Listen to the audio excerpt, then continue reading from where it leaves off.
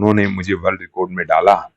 वहां से यूएन से उनके लोग यहाँ पर आए। उनके देखो, बाबा रामदेव अपनी जगह हैं, वो भी ठीक कह रहे हैं, बुरी थी, लेकिन उसके साइड इफेक्ट्स हैं और साइड इफेक्ट लोगों के बीच में आ रहे हैं। ये बहुत एक विचार अपने दिल में लाना होगा कि 2 या 3 बच्चे जरूर होने चाहिए। सरकार को तुरंत इसके ऊपर एक्शन लेना चाहिए और यूजीसी का नाम ही मिटा देना चाहिए। जैसे मैं अपनी बात करता हूँ, मैं 6500 परिवार लेप्रोसी के अडॉप्ट किए हुए हैं। भारत टीवी दर्शकों, सबसे पहले तो भारत देश के लिए बहुत ही गौरव की बात है कि डॉक्टर बसंत गोयल को नवाजा गया है यूएन बुक ऑफ रिकॉर्ड के अंदर हमारे बीच में। सर, बहुत बहुत शुभकामनाएं, बहुत बहुत बधाई आपको जो ये नवाजा गया है, ये जो ताज मिला है, बहुत बहुत शुभकामनाएं। धन्यवाद राहुल भाई। पहले तो मैं जैसे हमेशा बोलता हूँ कि भारत टीवी हमारा है और वो उस बुलंदियों तक जाएगा, उस ऊपर वाले से मैं तमन्ना हमेशा मेरे दिल में रहती है। और जितना अच्छा काम आप सोसाइटी के लिए कर रहे हैं, लोगों के लिए कर रहे हैं और लोगों की बात समाज तक पहुंचाना जो सबसे इम्पोर्टेंट है, वो आप कर रहे हैं, तो आपको कहीं ना कहीं साधुवाद और नमन करता हूँ। ये वास्तव में एक ऐसा गौरव का क्षण है मेरी लाइफ का कि पिछले वीक में 2 बार ऐसा पल आया। एक पल आया जिसमें यूएन क्या है? यूनाइटेड नेशन है। यूनाइटेड नेशन क्या है? उनकी सीनेट बैठती है, जैसे संसद होती है, इस तरह सीनेट बैठती है उनकी। वहां वो आपके प्रपोजल को लेते हैं, फिर उनके मेंबर्स कंसीडर करते हैं, उसको कंसीडर करके फिर वो आपको वर्ल्ड रिकॉर्ड में डालते हैं। तो वो उन्होंने मुझे वर्ल्ड रिकॉर्ड में डाला। वहां से यूएन से उनके लोग यहाँ पर आए, उनके रिप्रेजेंटेटिव, और एक बहुत अच्छा प्रोग्राम यहाँ ऑर्गेनाइज किया गया जिसके अंदर उन्होंने मुझे ये सब दिया। तो मैं कहीं ना कहीं भारत माँ का सपुत्र हूं, तो मुझे ऐसा लगता है कि ये सब चीजें जब ग्लोबली जाती हैं, जब इंडिया से बाहर से कोई चीज इंडिया के लिए आती है, तो एक गौरव का कहीं ना कहीं ऐसा क्षण होता है। मुझे भी ऐसा लगता है कि हम लोग अपनी भारत माँ के लिए कुछ कर रहे हैं। डॉक्टर साहब, देखने में आ रहा है लगातार अवार्ड पे अवार्ड, अवार्ड पे अवार्ड, अवार्ड पे अवार्ड आपको मिल रहे हैं। इसके पीछे क्या ध्येय क्या है? बेसिकली सिर्फ एक ही ध्येय है, जिंदगी में जितनी भी पॉपुलेशन हमारे भारत देश में है, हर व्यक्ति के दिल में, रक्त में सिर्फ बहना चाहिए तो सनातन और भारत माँ। सिर्फ एक ही पर्पज है कि आप लोगों के माध्यम से चीजें लोगों के बीच में पहुंचती हैं कि वो लोग इंस्पायर हो इन सब चीजों से और अपनी जिंदगी में से चाहे वो 1 रुपया रोज निकालें, बिल्कुल, मानव सेवा के लिए, गौ सेवा के लिए, स्वास्थ्य सेवा के लिए, मैं 1 रुपया कह रहा हूँ, रोज निकालें और उस पैसे को जहां उनको अच्छा लगे वहां लगाएं, लेकिन अपनी जिंदगी का हिस्सा बना लें इसको। तो मेरा एक ही ये, मुझे रोज अब अवार्ड मिलते हैं, मुझे बहुत अच्छा लगता है, और जब इंडिया से बाहर से रिकॉग्नाइजेशन होती है तो और अच्छा होता है। लेकिन मेरा मैसेज सिर्फ इससे एक ही है कि लोग में चेंज आना चाहिए, लोग इस चीज को अडॉप्ट करें। बिल्कुल ठीक बात है। दर्शकों को हम बता देना चाहते हैं, दिखाना भी चाहेंगे, मैं कैमरामैन से कहूंगा कि ये वो सर्टिफिकेट है जो यूनाइटेड नेशन के द्वारा बुक ऑफ रिकॉर्ड के अंदर डॉक्टर बसंत गोयल जी को दिया गया। साथ ही हमारे साथ बराबर में रखे हैं ये 2 क्या नाम है, ट्रॉफी, मैं ये कहूंगा, जो इन्हें नवाजा गया है।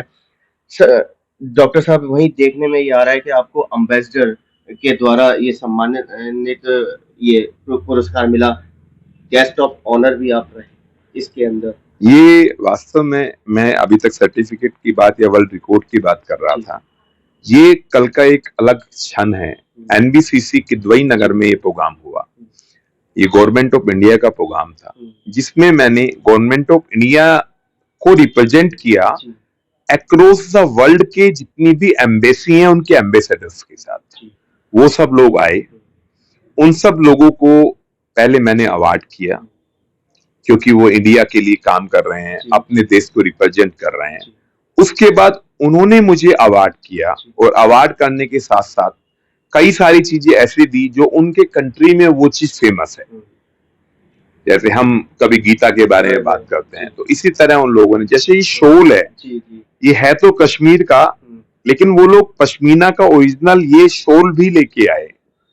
तो वो जो मैं सब लोगों में फील करता हूँ कि वो संस्कृति में आना चाहिए, तो उन लोगों के बीच में मैंने वो जब ये सब चीजें देखी तो मुझे लगने लगा कि अब उनके ऊपर भी कहीं ना कहीं भारत का जादू चढ़ गया है। चढ़ गया है। और जब वो सबमिट हुई, उस सबमिट में मेरा एक बहुत बड़ा लेक्चर था जिसमें मैंने ये बताया कि भारत देश आज किस तरह विकसित हो रहा है। आज जीडीपी के बारे में बात करें या एमएसएमई के बारे में बात करें, जो देश को आज ऊपर लेके जा रही है। और जो हमारे प्रधान सेवक श्री नरेंद्र दास मोदी जी का एक सपना है कि विकसित भारत 2047, तो मैं तो ऐसा समझता हूं कि जैसा मैंने कल वहां पे फील किया पूरे प्रोग्राम, वो पूरा इंटरनेशनल प्रोग्राम था। तो उस प्रोग्राम में कि अब वो समय दूर नहीं है, हम उसके बहुत समीप आ गए।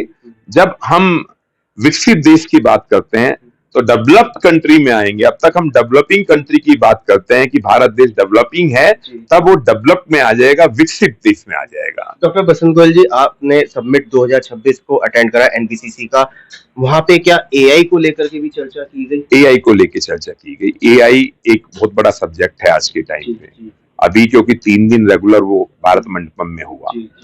एआई कहीं ना कहीं लोगों के लिए सहायक है, लेकिन दूसरी भी हर चीज से कुछ ना कुछ साइड इफेक्ट भी होते हैं। लोग ऐसा भी कितनी बार कर देते हैं, किसी की इमेज को डेंट करने के लिए वो एआई को यूज कर लेते हैं, तो वो कहीं ना कहीं नुकसानदेह हो जाती है। तो मेरा ऐसा मानना है कि एआई को यूज करना चाहिए। भाई नया जमाना है, नए जमाने के साथ नई चीज को यूज करना चाहिए, लेकिन उसके साथ साथ लिमिटेशंस भी होनी चाहिए कि यदि कोई व्यक्ति उसका मिसयूज करता है तो उसको पनिशमेंट भी मिलना चाहिए। क्योंकि आप डॉक्टर साहब मेडिकल लाइन से जुड़े हुए हैं, तो कितना घातक हो सकता है ये मेडिकल लाइन के अंदर? मेडिकल लाइन जैसे मैं अभी आपको बात करूं, यशोदा ने एक नया हॉस्पिटल बनाया जिसका इनॉग्रेशन राष्ट्रपति महिमा ने किया। मैदानता की तर्ज के ऊपर वो बनाया गया। उसमें वो लोग एआई से बहुत सारी चीजों को करने की कोशिश कर रहे हैं। मैंने उनको शुभकामनाएं भी दी इस बात के लिए, लेकिन क्योंकि ये ट्रायल फेज है तो अभी ट्रायल फेज को ट्रायल फेज की तरह ही ट्रीट किया जाए।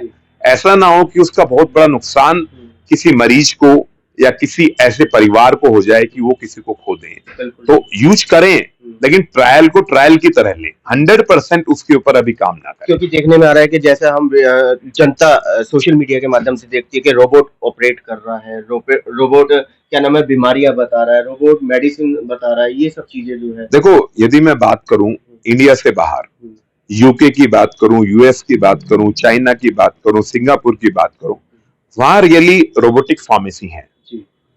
वहां रोबोट ही आपका प्रिस्क्रिप्शन लेता है, रोबोट ही मेडिसिन निकाल के लेके आता है और रोबोट ही बिलिंग करते हैं। वो रोबोटिक फार्मेसी है। लेकिन वो लोग काफी टाइम से उन सब के ऊपर टेस्ट किया, ट्रायल किया। ट्रायल करने के बाद वो लोग जब 100% जब उन्होंने उसके ऊपर स्टैंप लगा दी, तब वो लोग उसको यूज कर रहे हैं। तो मेरा मानना उसी बात के ऊपर है कि जब हम इंडिया में इन सब चीजों को अडॉप्ट करने के लिए जा रहे हैं, हम साइबर के ऊपर भी आज एआई को यूज कर रहे हैं। हर जगह हम एआई को यूज करना चाहिए। क्या आप स्टैंप लगाते हैं एआई पे? नहीं, मैं अभी स्टैंप नहीं लगाता हूं। मैं जब तक नहीं लगाऊंगा, जब तक मैं 100% श्योर ना हो जाऊं। और आपके चैनल के माध्यम से कहना भी चाहता हूं कि एआई का जमाना तो आया है, लेकिन 100% जब तक ना हो तब तक उसको एज ए ट्रायल ही समझे। इसका एक जीता जागता एग्जाम्पल जो हम फेस कर रहे हैं भारत देश में, कोविड वैक्सीन, मैं इसको उससे कनेक्ट करता हूं। हम लोग उस टाइम इतना अनफॉर्चुनेट थे कि समय नहीं मिला हमें उसकी ट्रायल करने का। कोई भी वैक्सीन जो होती है 15 से 20 साल की ट्रायल होती है, तब वो वैक्सीन आती है।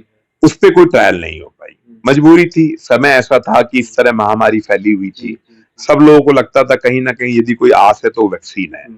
कोविड ने हमारे शरीर के इम्यून सिस्टम को वीक कर दिया और बचा कुचा जो बचा था वो कोविड वैक्सीन ने कर दिया।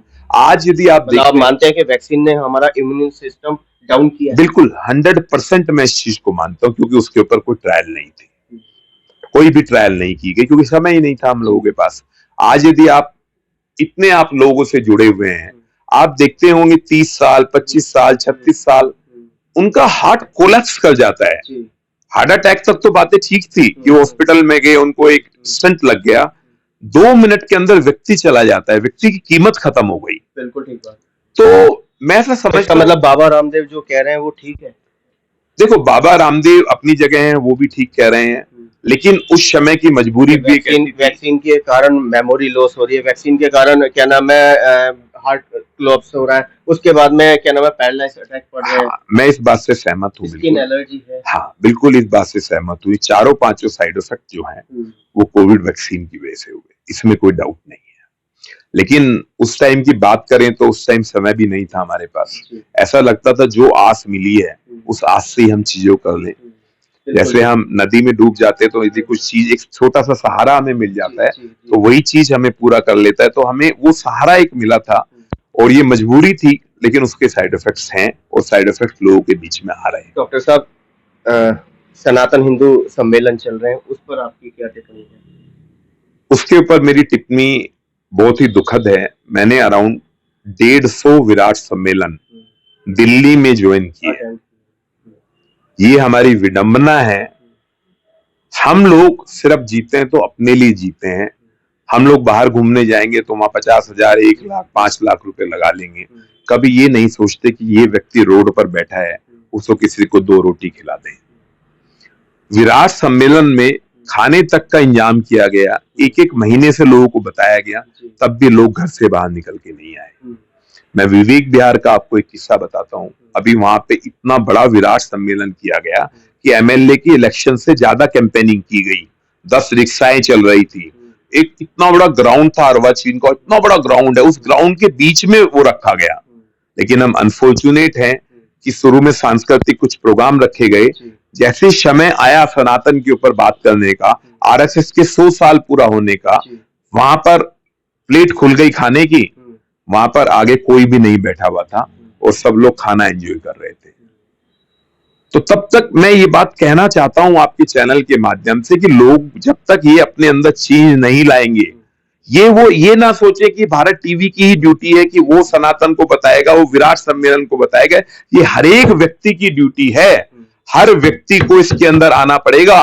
और यदि हम विकसित भारत 2047 की परिकल्पना कर रहे हैं तो दूसरी भी परिकल्पना कर लेना, क्योंकि यदि हम पैदा करते हैं एक बच्चा, यदि हम दूसरी जनरेशन की बात करें वो 12 बच्चे एक बार में बात करते हैं। अभी मैं हाल फिलहाल में एक इंटरव्यू देख रहा था, उसमें उस बहन के 14 बच्चे थे। तो डॉक्टर ने पूछा कि आप 14 को केयर कर लोगे? उन्होंने कहा 14 के बदले 100 होंगे, मैं 100 के भी केयर कर लूंगी। तो जो हमारे 2 का भी जो वो था वो भी खत्म हो गया हमारे में। तो अब तो हम दोनों एक, हमारा एक। हाँ, हम दोनों और हमारा एक, हम उस स्ट्रेटजी पे जाते जा रहे हैं। तो मैं कहीं ना कहीं आपके चैनल से ये भी एक बात कहना चाहता हूं कि जो जनसंख्या कंट्रोल के ऊपर एक बात आई थी, आज हम 150 करोड़ के ऊपर पहुंचने वाले, 148 करोड़ से ऊपर जनसंख्या है। तो मैं समझता हूं कि हमें ये सोचना होगा, ये बहुत एक विचार अपने दिल में लाना होगा कि 2 या 3 बच्चे जरूर होने चाहिए।